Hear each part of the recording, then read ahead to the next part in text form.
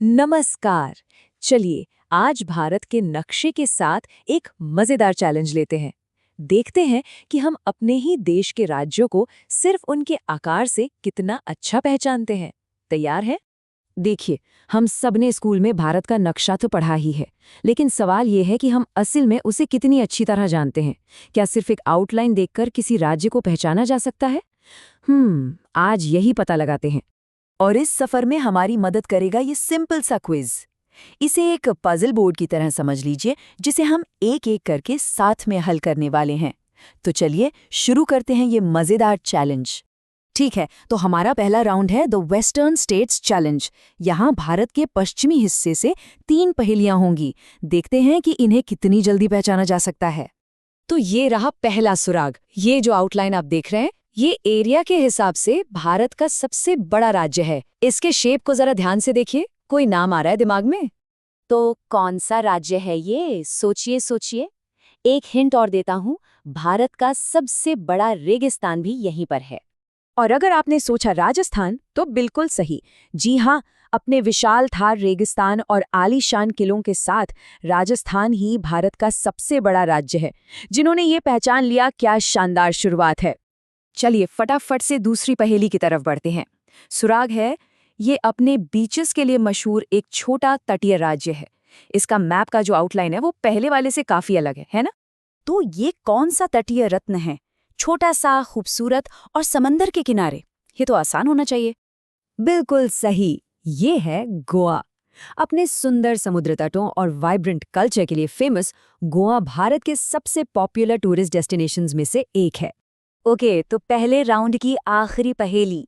सुराग है, ये राज्य एशियाटिक लायंस का घर है। अब ये एक बहुत बड़ा हिंट है, खासकर वाइल्ड लाइफ पसंद करने वालों के लिए। तो कोई अंदाजा? याद रखिए, पूरी दुनिया में सिर्फ एक ही जगह है जहां एशियाटिक लायंस अपने नेचुरल हैबिटेट में मिलते हैं, और वो जगह है गुजरात का गिर नेशनल पार्क। तो सही जवाब हुआ गुजरात। और इसी के साथ हमारा पहला राउंड यहाँ खत्म होता है। अब बढ़ते हैं राउंड 2 की तरफ।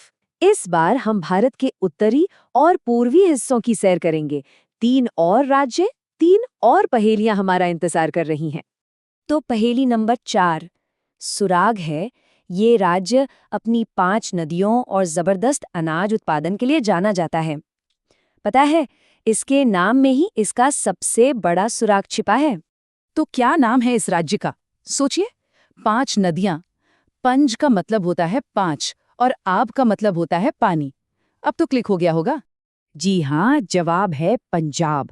पंजाब नाम का मतलब ही है 5 पानी की धरती, और इसीलिए तो इसे भारत का अन्न भंडार यानी ब्रेड बास्केट ऑफ इंडिया भी कहा जाता है। चलिए अब आते हैं पहेली नंबर 5 पर। सुराग है, ये राज्य अपनी बर्फ से ढकी चोटियों और बहुत ही स्वादिष्ट सेबों के लिए मशहूर है। मैप का शेप भी देखिए, काफी पहाड़ी लग रहा है। तो क्या जवाब है इसका? बर्फ, पहाड़ और सेब। यकीनन कोई खूबसूरत हिमालयी राज्य ही होगा। एकदम सही, ये है हिमाचल प्रदेश। हिम का मतलब ही है बर्फ। ये राज्य अपनी खूबसूरती और बागवानी के लिए जाना जाता है। बहुत बढ़िया। और अब हमारी आज की आखिरी पहेली। सुराग ये हैं, यह राज्य अपनी चाय, ट्रैम और स्वादिष्ट मिठाइयों के लिए जाना जाता है। ये बहुत ही खास कल्चरल हिंट्स हैं। तो हमारी लिस्ट का आखिरी राज्य कौन सा है?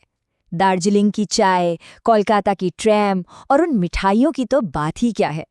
सही जवाब है पश्चिम बंगाल। दार्जिलिंग की चाय, कोलकाता की मशहूर ट्रैम और रसगुल्ले जैसी मिठाइयाँ, ये सभी पश्चिम बंगाल के रिच कल्चर और विरासत की पहचान है। तो चलिए एक बार जल्दी से देख लेते हैं हमने क्या क्या पहचाना। राजस्थान, भारत का सबसे बड़ा राज्य। गोवा, वो छोटा सा तटीय रत्न। गुजरात, जहां एशियाटिक लायंस रहते हैं। पंजाब, 5 नदियों की धरती। हिमाचल प्रदेश, बर्फ का घर। और आखिर में पश्चिम बंगाल, चाय और मिठाइयों का देश। 6 राज्य और 6 बिल्कुल अलग अनोखी कहानियां। आज की इस छोटी सी यात्रा से एक बात तो साफ है कि भारत के हर राज्य की अपनी एक यूनिक पहचान है। तो असली सवाल ये है कि भारत का नक्शा अपने अंदर और न जाने ऐसे कितने राज और कहानियां छुपाए हुए हैं। इस पर सोचिएगा जरूर।